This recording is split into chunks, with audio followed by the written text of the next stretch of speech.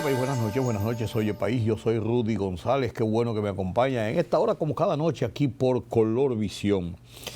Tenemos una semana ya, la segunda, la tercera, entramos en la tercera semana del mes de diciembre, la semana previa a la semana que se celebra la Nochebuena y la Navidad. Peluche, pero ¿qué es peluche? Hay líder. Está pensando en el porquito ya. En la pierna, sí. En la piernita. Claro. Sí. Ese peluche es terrible, señores. Él comienza y me hace así, y muestra como si fuera un pavo, una cosa, y le pone de allá para acá unos videos, unas cosas así, que yo casi no lo veo, porque verdad, pero para volverme loco. Algo llamativo. Eso es, sí, eso es terrorismo. Eso es terrorismo, angustia, tortura. Sí. Pero qué bueno que estamos en los días de la Navidad con todo y los problemas. Son días bonitos, son días buenos. A mí me gusta la Navidad. Y la Navidad ha estado entaponada la ciudad, como era de esperarse. Pero los agentes de la DGC están cada vez peor. Hay taponamientos por un cúmulo de vehículos. Bien, eso uno lo entiende. Pero hay otros que son, si no provocados por los propios agentes de dirigir el tránsito, por su negligencia en dirigir el tránsito. Una cosa impresionante lo que está pasando. Pero es así. Las tiendas están abarrotadas de gente. En muchos sitios hay mucha gente. En el fin de semana yo fui a un par de lugares, diligencias, y había mucha gente, había muchas compras y mucho movimiento. Con todo y que hay gente que se queja de que están frías las Navidades. Ayer me preguntaba un amigo, pues las Navidades siempre son así, la gente se queja, pero después como que del día 15 para adelante, como que la cosa comienza a moverse. Hay muchos almuerzos, fiestas de cierre de año. Eso es común en los días de la Navidad. Empresas privadas, instituciones del sector público hacen sus fiestas. Las del sector público no están siendo publicitadas porque hay un decreto que prohíbe las fiestas y que prohíbe el dispendio para esta época y para todo el año. Pero se están dando y la gente le espera. Hay que ser franco. La gente quiere. Yo le pregunté a un joven, 20 y tantos años, me dijeron que en tu oficina, en tu departamento, en tu institución, se suspendió la fiesta y que le van a dar un bono. Y dice, miren, a mí yo no soy tan de fiesta, a mí que me den mi bono, un regalito extra de lo del doble sueldo, pues muy bien, me caen bien. Pero mucha gente en la oficina está diciendo, mira, yo prefiero mi fiesta porque yo estoy esperando el año entero para esa fiesta. Y en esa fiesta siempre hacen unas rifas y unas cosas, y además de eso, una buena comilona, y nos juntamos todo el mundo. Ahí los jefes son igual que uno. Hay gente que espera su fiesta y que le gusta su fiesta. Hay que entenderlo, señores. Hay que entenderlo. Eso es así. La de aquí. La de aquí, ¿ya la hicieron? La de nosotros, ¿cuándo es? El programa, ¿cuándo? Cuando tú quieras, Peluche. Pues tú nada más tenemos que salir tú y yo a comer o a fiestar. ¿Cuál es el problema tuyo? Quita Peluche cuestionándome cuándo es la fiesta de Oye País. Claro. Le pregúntale a Rodolfo, que es el jefe de esto. Está bien. Yo soy aquí un empleado, yo vengo y me siento aquí a hacer mi parte. Rodolfo que dirige y controla. A mí. Ajá. El caso de Senasa ha copado la atención de todas las últimas 2-3 semanas y tuvo este domingo en la noche su epicentro, por así decirlo. Vamos a tratar este caso. El PLD ha cumplido 52 años desde su fundación. Voy a hacer unos comentarios sobre el tema. Mientras tanto, Chile y definitivamente Honduras giran a la derecha. Giran a la derecha después de un periodo de gobierno de izquierda no funcionó y giran a la derecha. En Sydney, Australia, 2 personas, se dice que padre e hijos, llegaron a un concurrido lugar, en un parque, una cosa que estaba haciendo un festejo, dispararon 16 muertos y se dice que es un acto de terrorismo relacionado con una festividad judía que se celebraba en las inmediaciones. Miren por dónde van esas implicaciones. Mientras tanto, el actor Bob Reiner y su esposa fueron encontrados acuchillados, muertos, asesinados en su casa de Los Ángeles, California. Tensiones en el mundo, tensiones en expectativas en República Dominicana. Todo esto nos trae el mes de diciembre. Analizamos estos temas después de la pausa.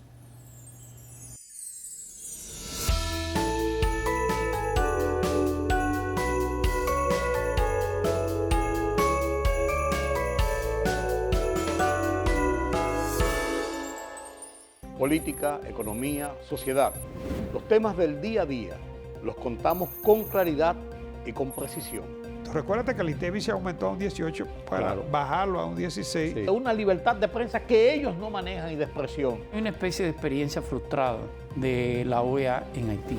En Oye País, información veraz, periodismo con valor. Oye País, de lunes a viernes a las 12 de la medianoche por Color Visión. Siempre lo mejor.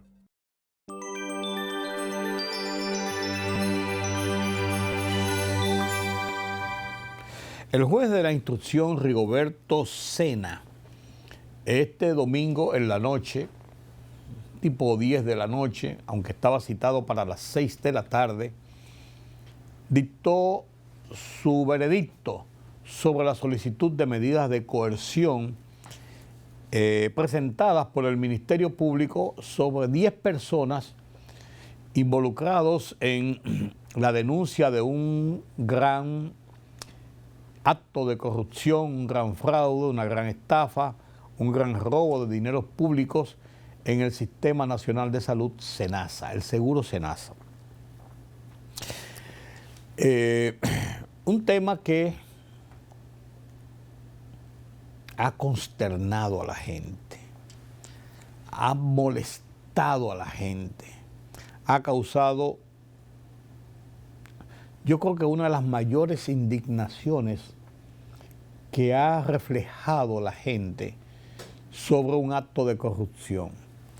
Porque esta situación está enmarcada nada más y nada menos, señores, que en los fondos de la ARS del gobierno destinados, fondos a la salud, a resolver los problemas de salud, a los pagos de internamiento, a los pagos de consultas, a los pagos de estudios, de análisis, de medicinas, a restablecer la salud.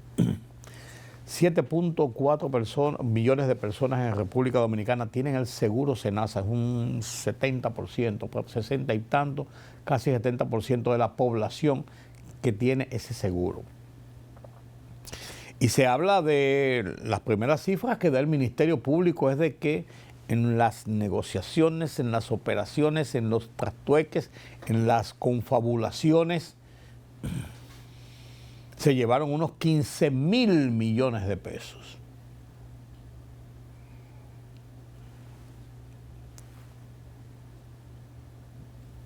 Esto ha causado mucho estupor porque incluso la persona principalmente involucrada es un médico, el doctor Santiago Jacín, quien además de eso se le reputa, era 5 años administrador de SENASA, se le reputa a una persona cercana afectivamente al presidente de la República, una persona que ha gozado de mucha simpatía y se le ha tipificado como el principal eje de esta operación de corrupción. Que a decir de los expertos, 10 personas no pueden haber montado y desarrollado una estructura de corrupción tan grande, que manejó tanto dinero y que operó tantos trastueques, habría operado tantos trastueques ilícitos para robarse los dineros públicos.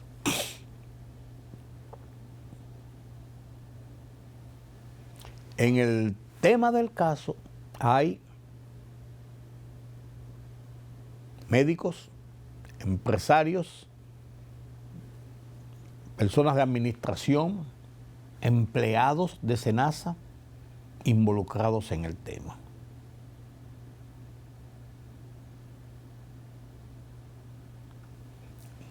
Durante los interrogatorios,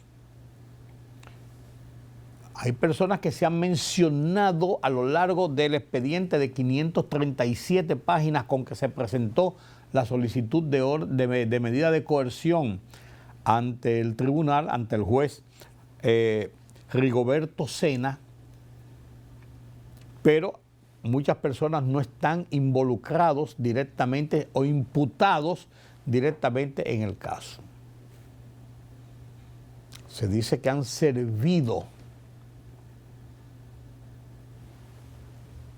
de declarantes, de testigos de la Procuraduría General de la República, de los fiscales, contra el entramado denunciado. Esos no están implicados. Otros de los implicados, por lo menos 3, de los que según el expediente tienen una participación o habrían tenido una participación trascendente en el entramado, sus medidas de coerción fueron más aligeradas que la del señor Santiago Jacín y otros 6 de los implicados de los 10. Porque habrían colaborado con la Procuraduría. Este tema, este caso, el juez Rigoberto Sena distribuyó 2 tipos de decisiones de coerción. Una con 18 meses de prisión a Santiago Jacín, a Rafael Luis Martínez Jacín, a Gustavo Enríquez Mesina Cruz, a Germán Rafael Robles Quiñones, a Francisco Iván Minaya Pérez y a Ramón Alan Spickler Mateo y a la señora Ada Ledesma Ubiera. Otras 3 personas de los 10 implicados recibieron arresto domiciliario y pago de una fianza económica, una garantía económica e impedimento de salida del país. Y estos fueron el empresario Eduardo Rit Estrella, la señora Cinti Acosta Ascensión y la señora Heidi Mariela Pinedo Perdomo. Estos 3 están con una medida de coerción, pero con arresto domiciliario. Los otros 7, cabezados por Santiago Jacín, tienen prisión preventiva de 18 meses en la cárcel de Najayo. Pero esto ha provocado un gran alboroto. Un gran alboroto. El procurador adjunto de persecución del delito, Wilson Camacho, ha hecho el planteamiento de lo que fueron las medidas de coerción y qué sigue. Esta es una decisión histórica que ha dado este tribunal y que la ha basado fundamentalmente en 3 elementos. Uno de esos elementos ha sido la gravedad de los hechos que el juez ha reconocido y que incluso los ha calificado como crueles, muy graves, los ha entendido como una traición, los ha llamado una locura colectiva y los ha comparado incluso con una forma de holocausto, entendiendo lo que planteó el Ministerio Público de que se tratan de hechos extremadamente graves. El segundo elemento que tomó en cuenta el tribunal fue la contundencia de la investigación del Ministerio Público, la cual reconoció y tomó como base para fundamentar su decisión, incluso citando documentos y testimonios presentados por el Ministerio Público. Lo tercero fue que valoró la colaboración que fue prestada al Ministerio Público y sobre esa base dictó prisión preventiva para 7 de los imputados y los envió a Najayo Hombre y Najayo Mujeres respectivamente, y arresto domiciliario y garantías económicas e impedimento de salida para otros 3. En sentido general, los 10 imputados presentados en este proceso están privados de libertad. A continuación, el Ministerio Público se apresta a 2 cuestiones fundamentales. Una, hacer todo lo que esté a nuestro alcance para que todas estas personas respondan ante el banquillo de los acusados por los hechos atroces que han cometido. Y en segundo lugar, nos abocamos a trabajar día y noche, como lo hacemos siempre, sin descanso, para presentar en el menor tiempo posible la versión 2.0 de este caso Senace. Pero también los abogados de la defensa tienen sus expectativas sobre el tema, como Miguel Valerio, que es el abogado de Santiago Jacín, tiene sus pareceres sobre el tema. Voy a dar un mensaje. Hoy se decidió lo que tenía que decidir un juez y como todas las decisiones nosotros la acatamos, la respetamos y evidentemente ejerceremos recursos al lugar. Eso es lo primero que decir. Pero la calle entró por la ventana del Palacio de Justicia y la justicia salió por la ventana. La presión social no la aguanta nadie. A partir de ahora no hay ninguna garantía más en este país. Lo dije, lo reitero porque quiero ser coherente con lo que dije antes de entrar. También demostré que pude venir a escuchar mi fallo y evidentemente nunca había tenido que venir con seguridad a este Palacio de Justicia. Por lo cual parece que no hay garantía del ejercicio del derecho de defensa en este país. Sin embargo, otros abogados han hablado sobre el caso. El señor Surún, expresidente del Colegio de Abogados, ha llevado la voz cantante contra los acusados y el entramado, pero también han hablado otros abogados. Cándido Simón Polanco emitió una declaración en el sentido de la protesta que se realizó frente al Palacio de Justicia a propósito del tema. Y esto es importante porque Cándido Simón es un veterano constitucionalista, incluso de muchas batallas de los tribunales del día a día, y está haciendo una advertencia en la que indica que llevar la justicia a ese populismo de la presión de una protesta frente al tribunal cuando va a dictar una sentencia rompe los esquemas de lo que debe ser la confianza en la justicia, 1, y 2, el marco de independencia que se reclama de esa justicia. Y esto viene a propósito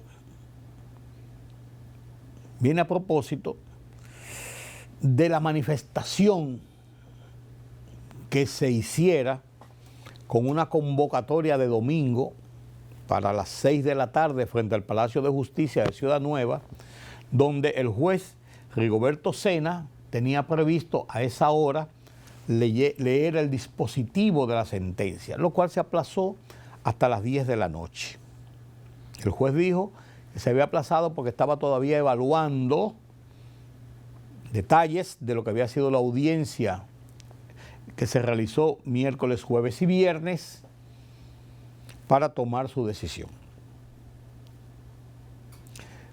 Pero esta manifestación, donde participaron gente que uno ve a veces que quieren sobresalir en situaciones de esta naturaleza, porque eso gana prensa, porque eso gana like, porque eso lo suben a las redes sociales, porque eso coloca a mucha gente en las posiciones de defensores del país. Fue debidamente custodiada por la policía para evitar males mayores, pero fue un ejercicio de presión tremendo. El presidente, jefe de eso que se llama la antigua orden, que son un grupo de presión que se ha manejado mucho en el tema de los inmigrantes haitianos, estuvo presente ahí.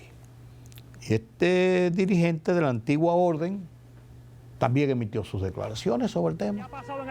Mira, esto es más grave de lo que uno piensa, porque lo que ha ocurrido aquí ha sido un genocidio. Tú sabes la gente que ha muerto aquí desde que ese señor lo pusieron ahí, o incluso con los anteriores. Pero tú sabes la cantidad de gente que ha muerto, la bandera, la cantidad de gente que ha muerto en este país por falta de medicamentos o una operación porque ellos se la estaban robando. Él está malo para que le pasen factura del robo que hizo, pero no estaba malo para cobrar los cuartos y robárselos. Entonces aquí hay que tener claro que si ese señor lo manda para la casa, aquí esto se va a prender hoy, porque por aquí no van a salir. Hay que tener claro que aquí está el pueblo y el pueblo es el que manda. Y yo tengo mis consideraciones sobre este tipo de presión. Miren, hay una declaración para mí importante, la han hecho un par de profesionales, pero el reputado médico Pedro Ureña, por ejemplo, emitió una declaración mostrando su indignación por lo que ha pasado, bajo el indicativo de que las personas médicos que están involucrados o que resulten involucrados, irresponsables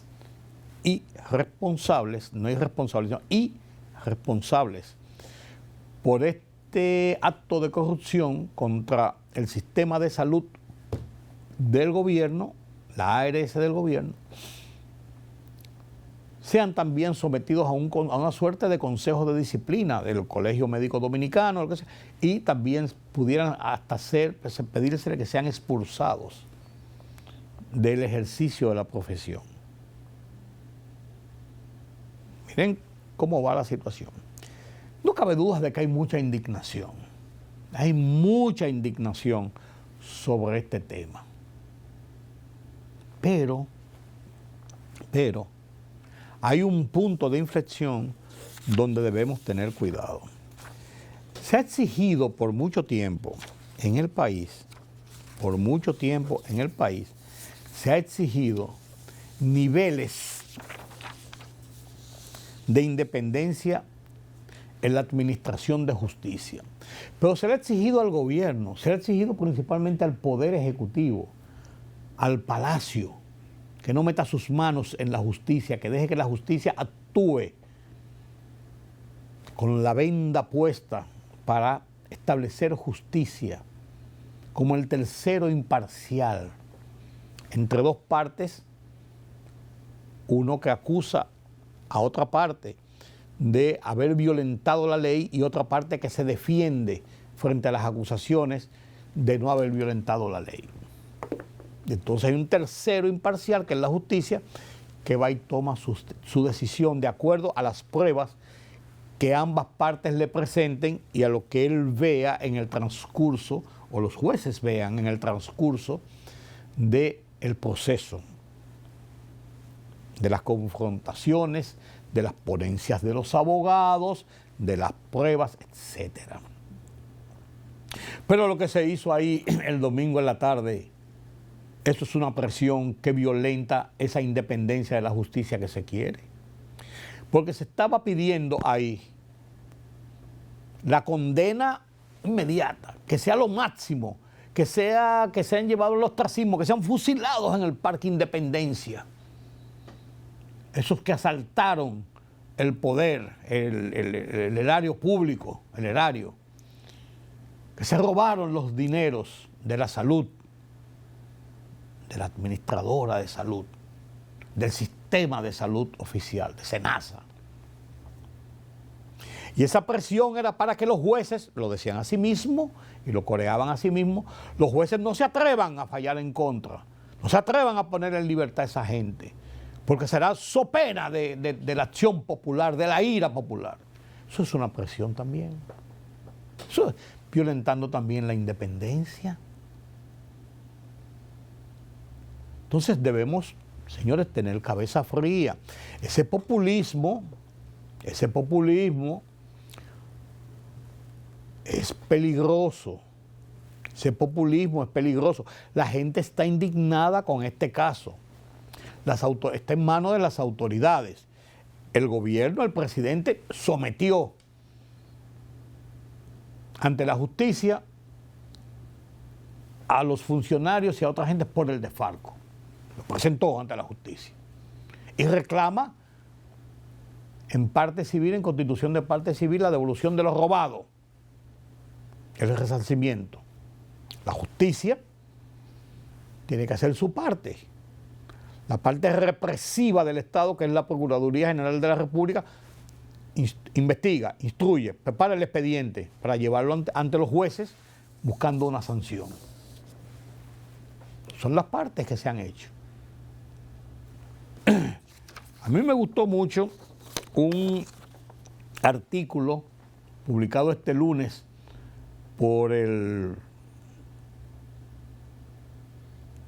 periodista Aníbal de Castro, brillante periodista Aníbal de Castro, que lo titula Yo también protesto. Me voy a permitir leerlo rápido porque no tiene desperdicio, señores. Dice Aníbal de Castro: justicia independiente aunque incomode a la multitud. Yo protesto por lo que protestaron frente al Palacio de Justicia por el caso SENASA, dice Aníbal de Castro.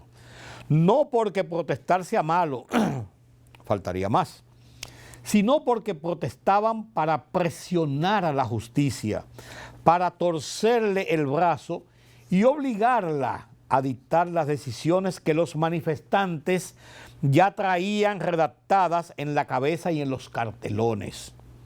Yo protesto, dice Aníbal de Castro, porque eso no es civismo, sino chantaje con megáfono.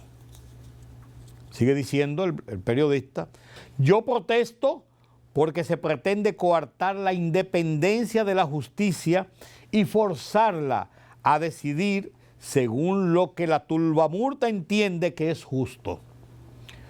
Como si el debido proceso fuera un estorbo, como si las pruebas sobraran cuando hay consignas, como si los jueces debieran leer pancartas en vez de leer los expedientes.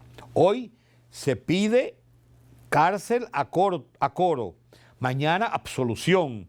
Todo depende del humor del día, dice el periodista Aníbal de Castro.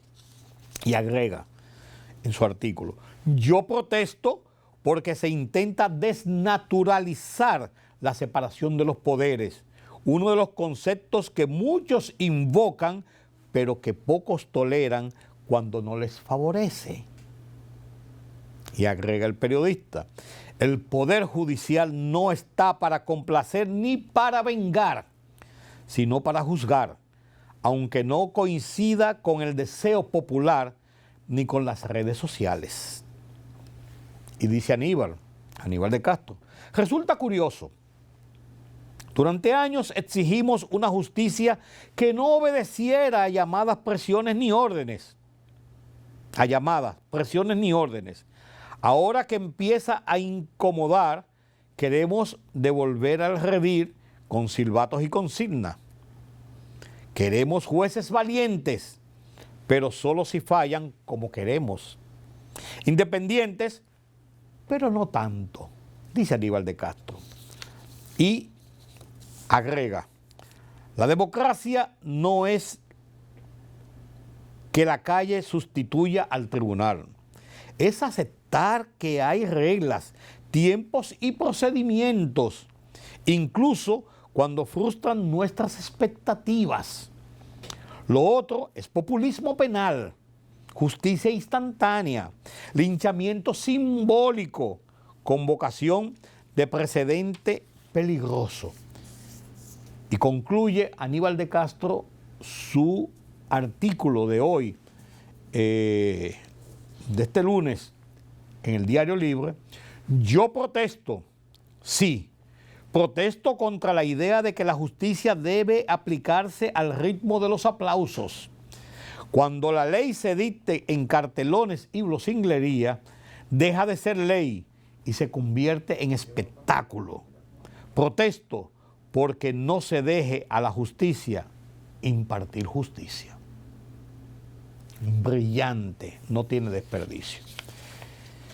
Va en el marco de mi comentario anterior, porque este caso indudablemente ha golpeado duramente las entrañas del gobierno central, porque es uno de sus estamentos donde el gobierno ha centrado gran importancia, ha invertido muchos recursos en favor de tratar de ayudar a la situación de salud que pueden enfrentar la generalidad de los dominicanos. Y que un grupo se roba el dinero de una forma tan descarada como lo que plantean esos expedientes, a uno le aterra. Pero la justicia debe ponderar esas pruebas, debe actuar en consecuencia, pero libre de los prejuicios que provocan esa turbamulta, esas presiones, esas amenazas incluso de que los jueces pagarán si no cumplen lo que las masas dicen. Ahí, entre esos mismos, hay no poca gente que en otras ocasiones se han pronunciado públicamente también, exigiendo la independencia de los poderes públicos. Y hoy presionan porque esos poderes públicos se vean coaccionados a actuar por lo que ellos piensan y quieren. Y si no es así, entonces satanizarlos. Yo creo que estamos ante un caso muy serio en que debe haber justicia, donde deben establecerse las sanciones condignas una vez probadas en los tribunales, pero también que cada uno de esos que está ahí inculpado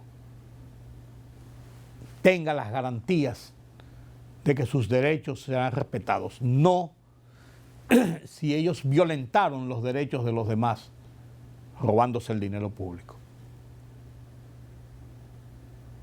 Además, no puede ser que porque en el pasado hubo tal cosa, ahora en el presente hay tal cosa. Eso no es justificación. Eso es simplemente un absurdo, pero además de eso, un abuso decirlo. Ya veremos cómo esto se va desarrollando. Este caso, no nos cabe duda, tendrá mucho tiempo para seguir debatiéndose, para seguir conociéndose, y habrá mucha tela por donde cortar. Mucha tela por donde cortar.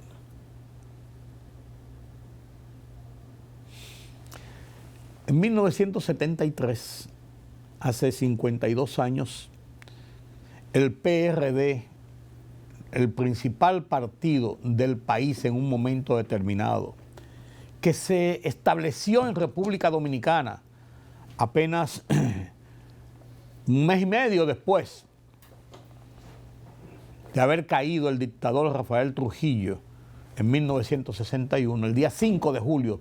El 30 de mayo matan a Trujillo, el 5 de julio llegó la avanzada del PRD, fundado en el exilio, en 1939, llegó esa avanzada del PRD a establecerse en República Dominicana para participar en el juego de la conformación de la democracia castrada durante 30 años. Ángel Miolán, Nicolás Silfa y Ramón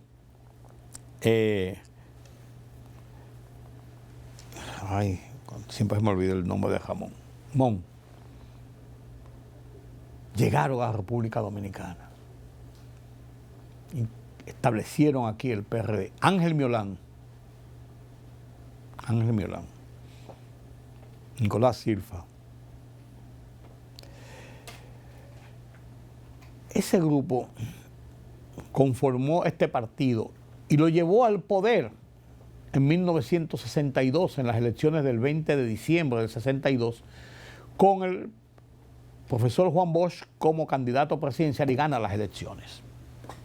Derrocado 7 meses después, 25 de septiembre del 63, había asumido el poder el 27 de febrero del 63, derrocado, el PRD comenzó a transitar el camino de la oposición y fue la bandera de la insurrección militar de 1965, fue la bandera política de la insurrección militar del 65, y de allí fueron elecciones en el 66 al terminar la revuelta, pero no ganaron el poder y volvió Joaquín Balaguer, retornando del exilio al cual se había ido porque él era el presidente en funciones cuando mataron a Trujillo, y mantuvo el poder varios meses hasta que salieron los Trujillos del país. Tuvo de asilarse, vivió en Nueva York. Balaguer entra al poder, se reelige en el 70 y el PRD se abstiene de las elecciones. Pero el PRD es un partido fuerte, un partido de masas, un partido aguerrido, un partido de oposición. Pero en el 73 el PRD se divide, porque Juan Bosch y Peña Gómez chocaron por el control del partido, por sus posiciones ideológicas, por sus posiciones de cara a las demandas de la sociedad, a la realidad de la búsqueda de la democracia, etcétera, etcétera, etcétera. Se divide y se forma, Bosch se va y forma el PLD, Partido de la Liberación Dominicana, el 15 de diciembre de 1973, hace 52 años. Un partido que luchó en la oposición, con Bosch varias veces candidato y no pudo volver al poder. Lo que más cerca estuvo fue en el 1990, cuando la división del PRD, otra división interna del PRD, pero Balaguer volvió y le ganó las elecciones, declararon un fraude y todo esto, pero ganó las elecciones y siguió en el poder. Y en el 1994 estalla la crisis electoral, porque la candidatura de Peña Gómez por el PRD chocó de frente con la candidatura de el PLD en tercer lugar, y la candidatura de Joaquín Balaguer, quien se alzó con el poder. Se declaró un fraude, una crisis electoral, y se llegaron a unos acuerdos de disminuir el gobierno 2 años, volver a elecciones, se reformó la Constitución, Balaguer no podía participar y Balaguer apoya al PLD y a Leonel Fernández como su candidato, que había sido el candidato vicepresidencial del PLD, tercer lugar, en las elecciones del 94. Y en dos rondas de elecciones, Leonel Fernández gana el poder y gobierna hasta el 2000. El PRD vuelve al poder en el 2000 con Hipólito Mejía, y en el 94 Leonel Fernández asume el poder de nuevo, gana las elecciones, se reelige en el 2008, da paso a Danilo Medina en el 2012, se reelige en el 16 y en el 20 sale del poder. Y sale del poder de una forma abrupta el PLD.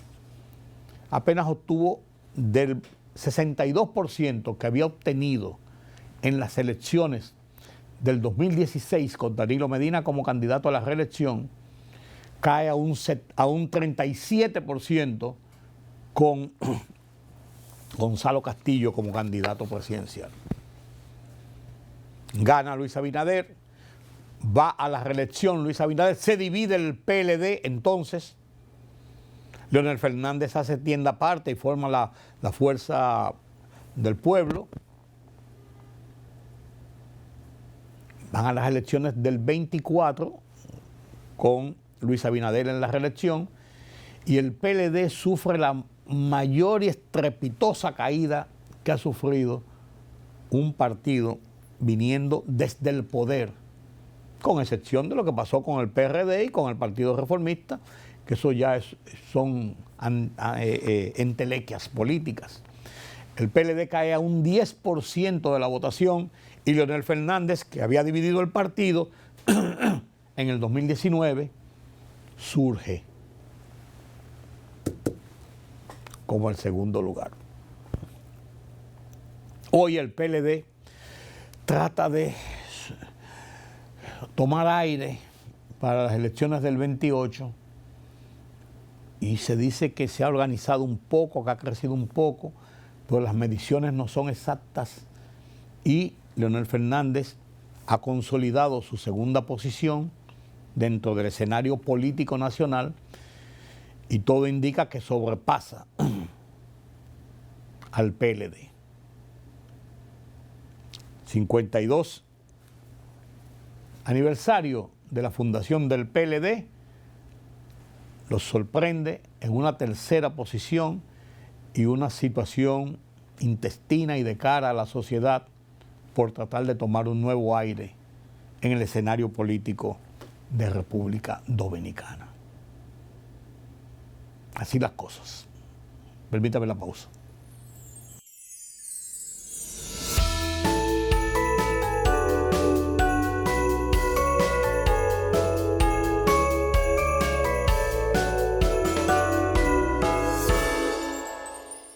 La libertad solo reside en los estados en los que el pueblo tiene el poder absoluto. Por el respeto a los valores democráticos y la dignidad del pueblo dominicano, el rumbo de la tarde, plural, objetivo, comprometido siempre con la verdad. Con Georgie Rodríguez, Rudy González y Ramón Colombo.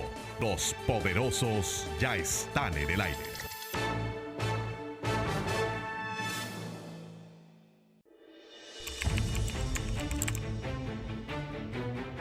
Periodismo de investigación, columnas, opinión, análisis, reportajes de fondo.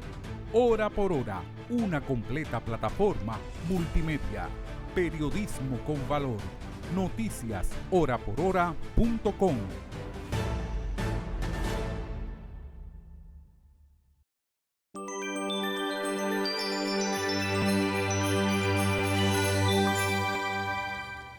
Gracias por continuar con nosotros aquí en Oye País. Un vistazo a lo que está pasando en el exterior, en el mundo internacional. América Latina sigue girando hacia la derecha. Sigue girando hacia la derecha. Lo de Honduras es un hecho. Es un hecho claro que el candidato de la ultraderecha, Nasri Asfura, es el seguro ganador, con 40.54% para un total de 1.305.033 votos frente a Salvador Nasralla del Partido Liberal, también de la derecha, pero no tan ultraderecha como lo es Asfura, además que es un hombre que tiene el apoyo público del presidente Donald Trump y de los Estados Unidos. Salvador Nasralla del Partido Liberal tiene 39.19% para 1.261.849 votos para unos 45.000 votos de diferencia en favor de Asfura, quien se encamina hacia unas elecciones muy cuestionadas, pero hacia la presidencia de Honduras. Rizzi Moncada, que es la candidata del celayismo, de los Celaya, de la izquierda, que ha gobernado el país en estos últimos 4 años, por el Partido Libre, el partido de gobierno, está muy lejos, apenas con un 16%, está fuera de juego definitivamente. Mientras tanto, en Chile,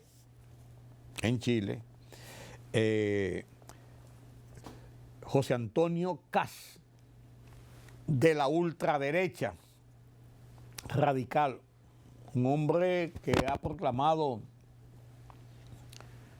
sus entusiasmos por la dictadura de Pinochet y por Pinochet, ha ganado cómodamente las elecciones de Chile con un 59.8% de las votaciones frente a Janet Jara, de la izquierda, que es del partido de gobierno, del partido de Boric, que apenas obtuvo el 41.39% de las elecciones. Está definido en Chile, ganó la ultraderecha, ya fue reconocido por la señora Jara y por la comunidad chilena, que ganó limpiamente las elecciones. Y desde Sebastián Piñera, que dirigió el país del 2010 al 2014, la ultraderecha, así la derecha más radical, no volvía al poder. No volvía al poder. Esta victoria es una victoria importante para el vuelco hacia la derecha que está dando América Latina. Y ustedes vieron lo que pasó en Ecuador, en Perú, lo que ha pasado, lo que está pasando Venezuela por ese izquierdismo, lo que tienen salmuera, como dicen, a Petro en Colombia, cómo está Argentina con Milei, cómo se va transformando el tablero, el ajedrez político de América Latina hacia la derecha, con el apoyo abierto, público de Donald Trump. No cabe dudas. Mientras tanto, en Australia ocurrió un hecho, señores, vergonzoso y terrible. 2 personas, por lo menos 2 personas, dice que padre e hijo, abrieron fuego contra una multitud en una celebración a campo abierto en Sydney. Hasta el momento iban 16 muertos y más de una veintena de heridos, entre ellos 2 policías. Uno de los tiradores abatido, otro arrestado. Pareciera ser una de esas locuras que ocurren. Pero ¿qué pasa? El gobierno lo ha tipificado como un acto de terrorismo contra la comunidad judía que en las inmediaciones tenía una celebración pública. Se estima que ese fue un atentado contra la comunidad judía. Eso puede provocar repercusiones. Eso puede provocar repercusiones, viendo lo que está ocurriendo todavía en Medio Oriente, con Israel, Gaza, Hezbollah. Eso puede provocar repercusiones y serias. Los judíos, los israelíes, no se quedan con eso como, no es nada, déjenlo así. No. Hacen pagar a los que atentan contra su gente. Esa es la verdad. Y no quiero dejar de mencionar, señores, lo que ocurrió en Los Ángeles, donde el artista Bob Riner y su esposa, Michelle Singer, fueron encontrados muertos, apuñalados en su casa de Los Ángeles. La comunidad de cineastas y de artistas y la comunidad de Los Ángeles está consternado por esto. Reiner, de 78 años, un actor, director de cine, productor de cine de Hollywood, asesinado brutalmente en su casa, junto a su esposa. Vaya usted a ver. Así anda el mundo. Así anda República Dominicana. Gracias por su compañía en esta noche. Espero haber dado un repaso de las informaciones que han ocurrido en República Dominicana y el resto del mundo. Mañana tenemos una cita nueva vez aquí en Color Visión, a esta misma hora. Yo soy Rudy González. Nos vemos mañana.